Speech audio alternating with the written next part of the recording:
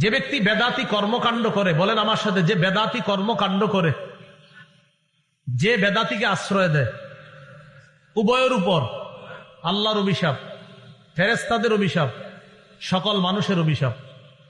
এক নাম্বার, আপনি নিজে বেদাতগিরি করলেন। দুই, কাউরে সুযোগ করে দিলেন যে আমার এই 3%, 4%, 5% জমিন দিয়ে দিলাম, আপনি এই জায়গায় একটা খানকা বানান আর বেদাতের সাপ্লাই দেন, কোনো সমস্যা নাই, আমার আব্বাও করছে, দাদাও করছে, আপনিও করেন, আপনি জায়গাটা দিয়ে দিলাম।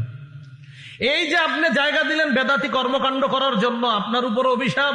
আর যে আশ্রয় দিলেন যারে, তার উপরও অভিশাপ তো আছে, সে বেদাতি কাজ করবে। আর আপনি যে জায়গা দিলেন, আপনার উপর অভিশাপ। যতদিন তওবা না করবেন অভিশাপ চলতেই থাকবে, আর এটা থেকে ফিরে না আসা পর্যন্ত আল্লাহ তওবা কবুল করবে না। দলিল সহিহ বুখারীর 3172 নম্বর হাদিস।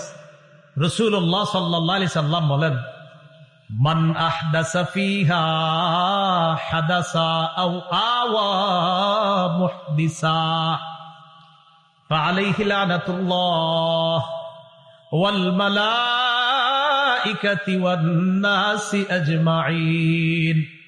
যে ব্যক্তি বেদাতি কর্মকাণ্ড করে, যে কোনো বেদাতিকে আশ্রয় দেয়, তার উপর আল্লাহর অভিশাপ, ফেরেশতাদের অভিশাপ, দুনিয়ার সকল মানুষের অভিশাপ। নাউযুবিল্লাহ।